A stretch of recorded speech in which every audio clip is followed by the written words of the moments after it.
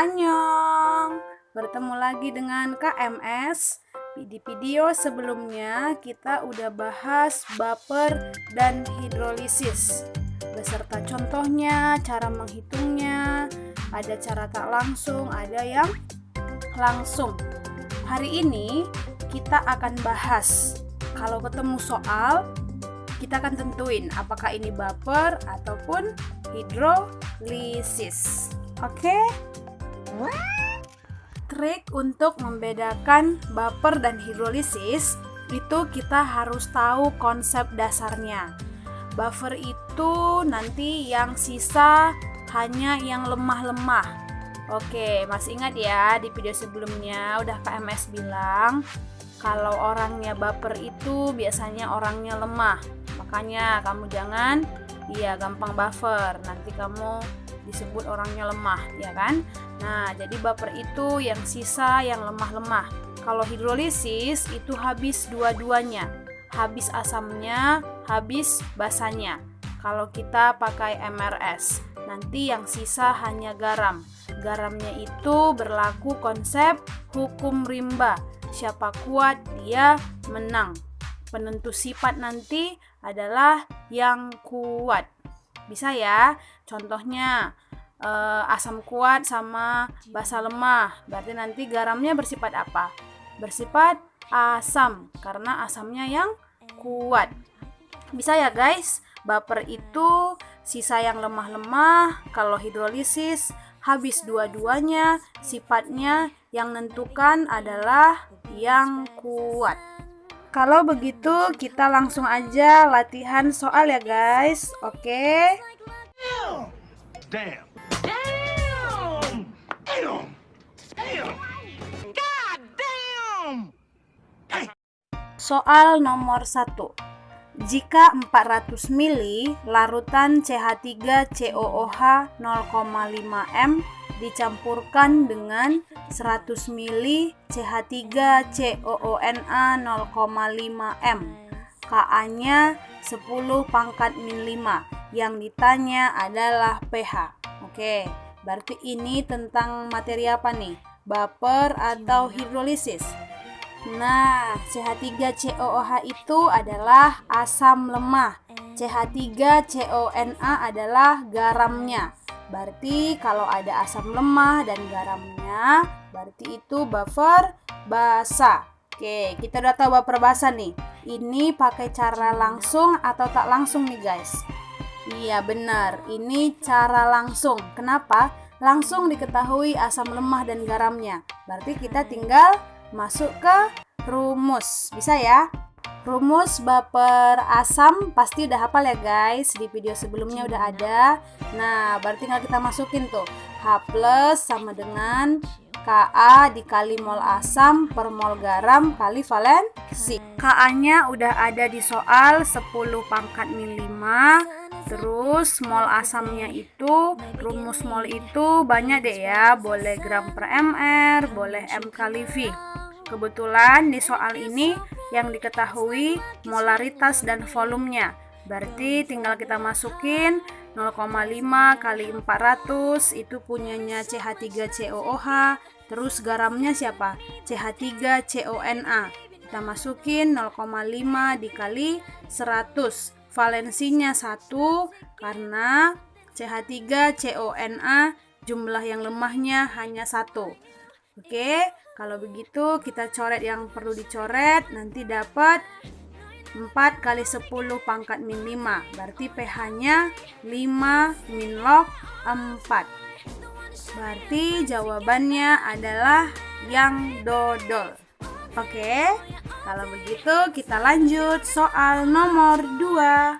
50 ml larutan asam asetat 0,2 m dengan Ka 1 kali 10⁻⁵ dicampurkan dengan 50 ml NaOH 0,2 m, maka akan diperoleh larutan dengan pH. Oke, kalau ketemu soal seperti ini jangan langsung bingung ya guys. Lihat tuh, CH3COOH asam lemah, NaOH basa kuat. Udah pernah ya kakak bilang ya di video sebelumnya, kalau ada asam lemah dan basa kuat ataupun basa lemah dan asam kuat, itu kita harus pakai konsep MRS, berarti cara tak langsung. Nanti kita lihat, kalau sisa yang lemah, buffer. Kalau habis dua-duanya, hidrolisis. Kalau pakai MRS, berarti kita buat dulu reaksinya. CH3COOH ditambah NaOH jadi apa? Iya, jadi CH3COONa plus H2O. Di soal tadi diketahui, CH3COOH konsentrasinya 0,2 m 50 mili.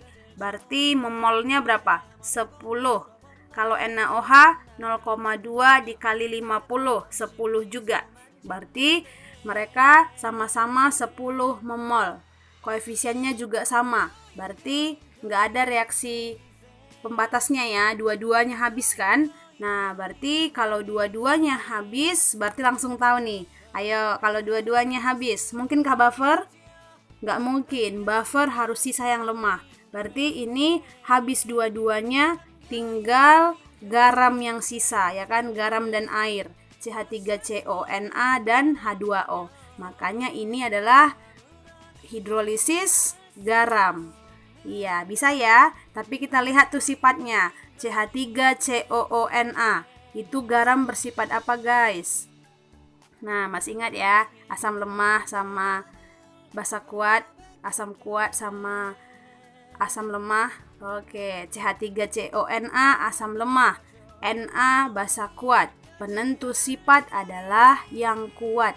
Berarti ini garam bersifat basa. Oke, bisa ya. Kalau udah tahu sifat garamnya, kita langsung masuk ke rumus hidrolisis bersifat basa. Rumusnya apa? OH- sama dengan akar KW dikali konsentrasi garam per Ka.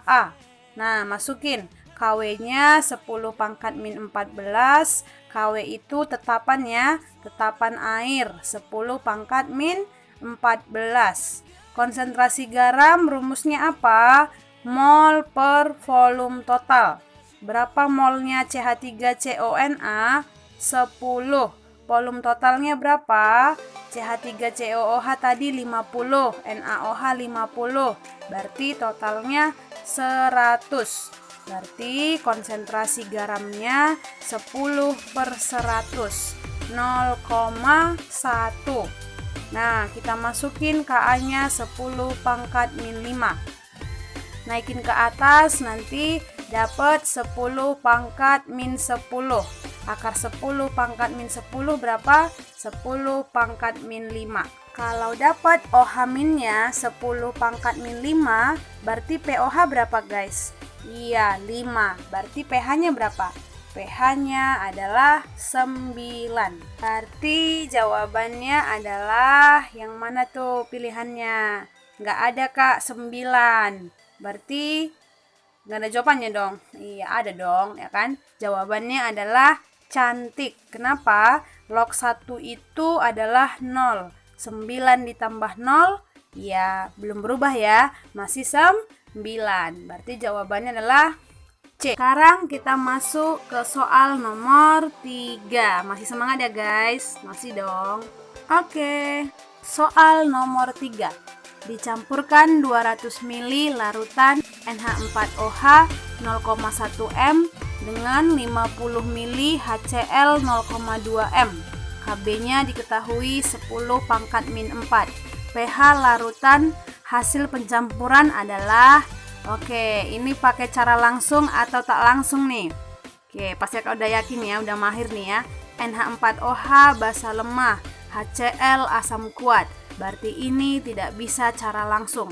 Ini harus pakai MRS. Oke, bisa ya? Oke, mari kita bahas bersama-sama. Yuk, kita buat reaksinya ya. NH4OH tambah HCl jadi apa? NH4Cl tambah H2O. Molnya NH4OH berapa tuh? 0,1 dikali 200 ml berarti 20 memol. HCl 0,2 dikali 50 mili berarti 10 mol. Nah, kelihatan tuh koefisien mereka sama-sama 1. Berarti nanti di situ yang habis siapa? HCl kan, yang paling sedikit kan molnya. Nah, berarti nanti sisa si NH4OH 10. NH4OH apa? Basa kuat atau basa lemah? Basa lemah ya, ingat ya. Kalau sisa yang lemah-lemah, buffer. Buffer apakah ini? Buffer basa. Karena yang sisa basa lemah. Buffer basa, masih ingat rumusnya ya? Ingat dong kak, mantap. OH- sama dengan Kb dikali mol basa per mol garam kali valensi. Kb-nya 10 pangkat min 5, NB-nya 10 memol, mol garamnya 10 memol, valensinya 1 karena NH4 jumlahnya 1.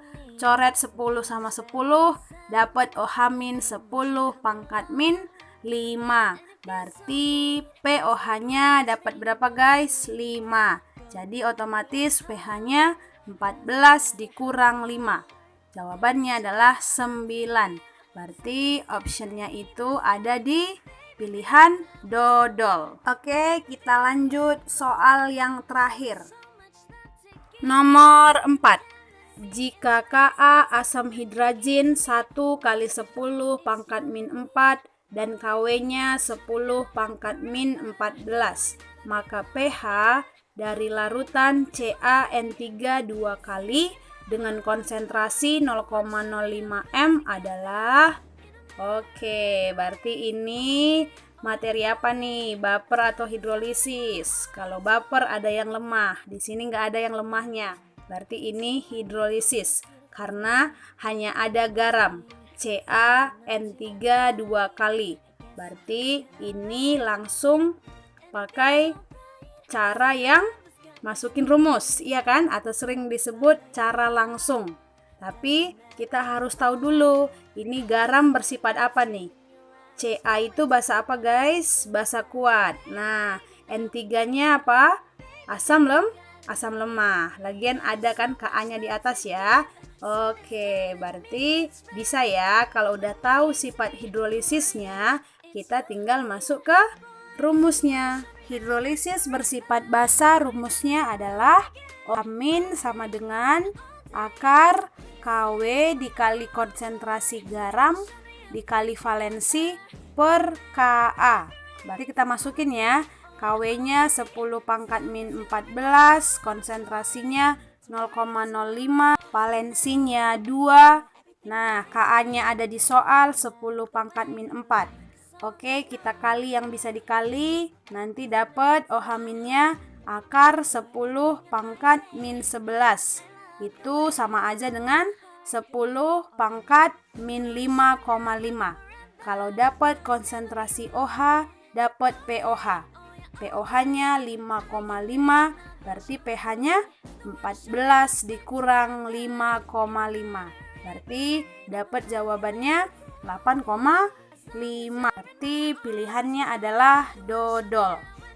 Gimana? Gampang ya bedain baper dan hidrolisis.